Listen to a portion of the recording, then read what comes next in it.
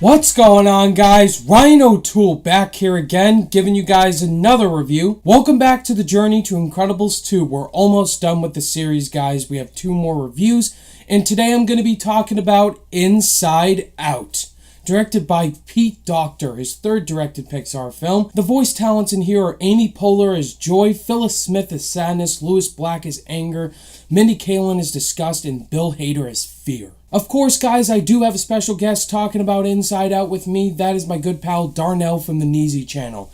Darnell will give you his thoughts on Inside Out first, then I'll give you my thoughts after. Darnell, take it away.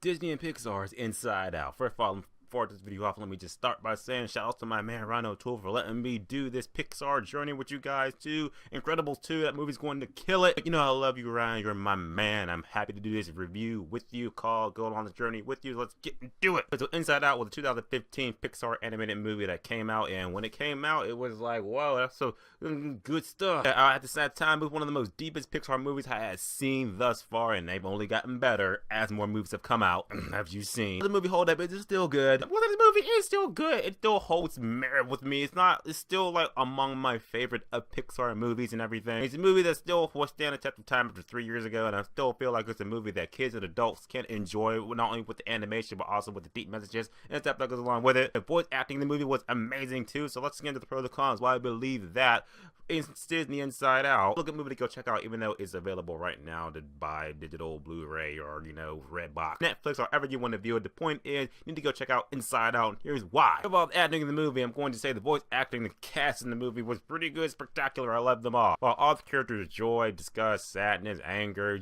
fear, all the voice actors for those characters were actually really good. I'm not going to name them all off because I don't have my phone on me. But to name off all the people, I just know that I still love Anger the most. That is my dude. That's like my emotion. I'm not a really angry person on camera, but I just like him the most. He had the most best moments, the most best dialogue and everything. I liked him. But Joy pretty much still our main leader among this ragtag group of emotion and everything. She's the one you know the most as you're following along the journey, and she's pretty good too. But don't sleep on Sadness. She also has a really good arc in the movie too. At first you're like, why is she even here? As the movie goes along, you're following Joy and Sadness's journey together and everything. Journey of emotion, journey of discovery. Her turned out to be a pretty good character. I liked her too. Fear pretty much still there for the kids. It's still pretty much like, yeah, he's the slapstick comedy of the movie. But overall, characters, voice acting in the movie was good. On the movie, more or less, is that we have our main character, Riley, and pretty much she's, going through teenage stuff as being a teenager, but also moving to a new school, new town, so that's very stressful for a girl. But the point of it all is that she's born with 5 basic emotions. Those 5 emotions, like I said, joy, anger, sadness, disgust, and fear. They all manifest themselves into like actual beings and everything in her mind and everything. She's just going through the day-to-day stuff, but dealing with the stuff she's going through while the emotions are also trying to handle it through a series of events. More or less,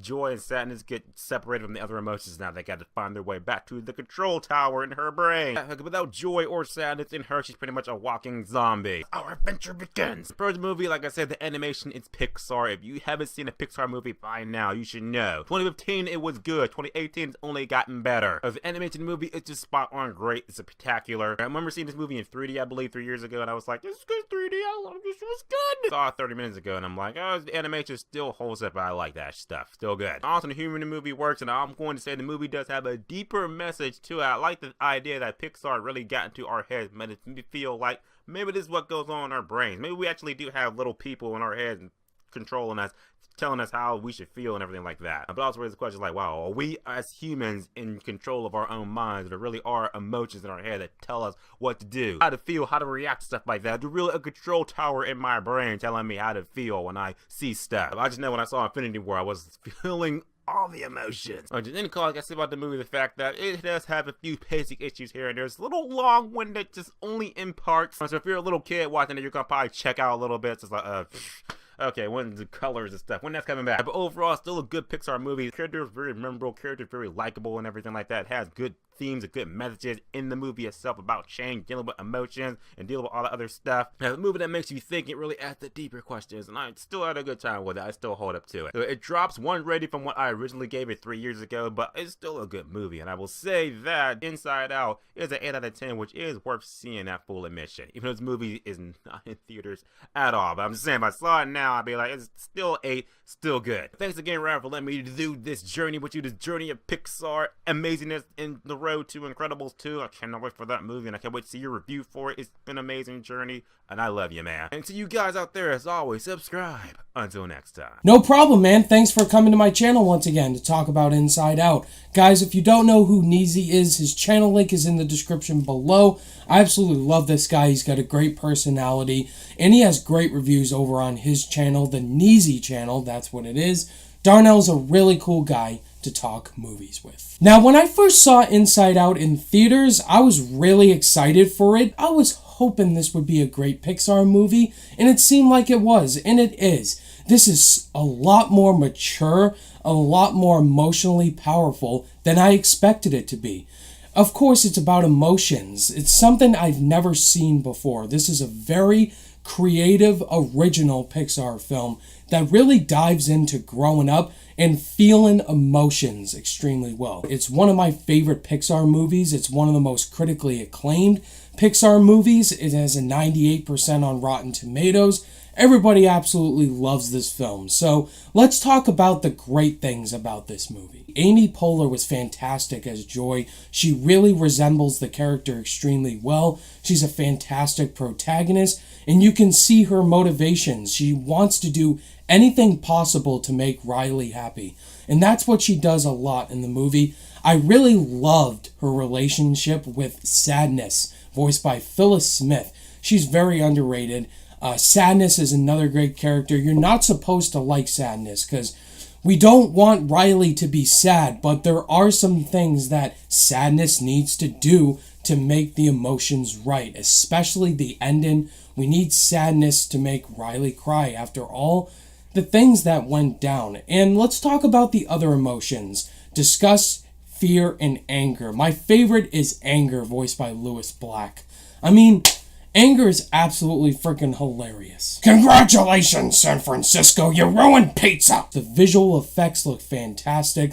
This is one of the best looking Pixar movies. It's a very creative world. Seeing Riley's brain, how it functions, seeing all these different things of growing up, everything with kids, you see puberty, all these different things. This is such a great concept for a movie. Joy and Sadness have to do everything possible to try to get back up to the control tower to make Riley happy. Once Joy leaves, everything just goes down. Riley's angry, she has an attitude towards her parents, and it's a really intense movie. And something else I appreciated about Inside Out is just the story and the scenes that go down in the movie. We get introduced to Bing Bong, who's probably the best character in the movie, if you ask a lot of people like me.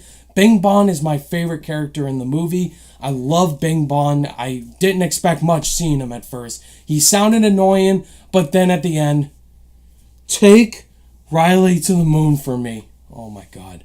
When Bing Bong dies, I was bawling my eyes out in the theater. So freaking sad. There's a lot of sad scenes in the movie with Joy and Bing Bong all the way down at the bottom. It looks like they're not going to be remembered again. It's really sad in the ending. It's a really well-written script, so I can understand why it was nominated for an Oscar. Which confuses me. Why didn't this film get nominated for Best Picture? This was truly one of the best films of that year. It's a well-written movie. Pete Docter knows what he's doing. Do I have any flaws with Inside Out? No. I think this is a damn near perfect movie. One of the best Pixar movies. It really does balance growing up extremely well, having a fun tone to it. It's a movie for kids and adults. There's a lot of great messages in it for kids and adults that, hey, you're going to have to grow up some way, and it's okay to cry. It's okay to laugh. It's okay to be happy. Just having different emotions and using them right. That's what I appreciated about Inside Out. This is a fantastic Pixar movie, one of the best. and truly a masterpiece. Nothing else needs to be said, guys. On my rating scale, Inside Out gets a 5 out of 5 stars. So that's it, guys. That was my portion of the review for Inside Out. What do you guys think of Inside Out? Did you love it? Think it was okay? Would you absolutely hate it? Let me know all your thoughts down below. Once again, thank you, Nezzy, for talking about Inside Out with me and collaborating with me. And guys, our final review in the Journey to Incredibles 2 is going to be The Good Dinosaur. And reviewing The Good Dinosaur with me is Larry from LC Screen Talk. Look forward to that review up next. Thank you guys, as always, for watching this review. And if you guys liked it, give it a thumbs up. And if you're new to the channel, be sure to subscribe today for more content. All my social media links are in the description down below. Click that notification bell on your way out. And I'll see you guys in the next video. Bye!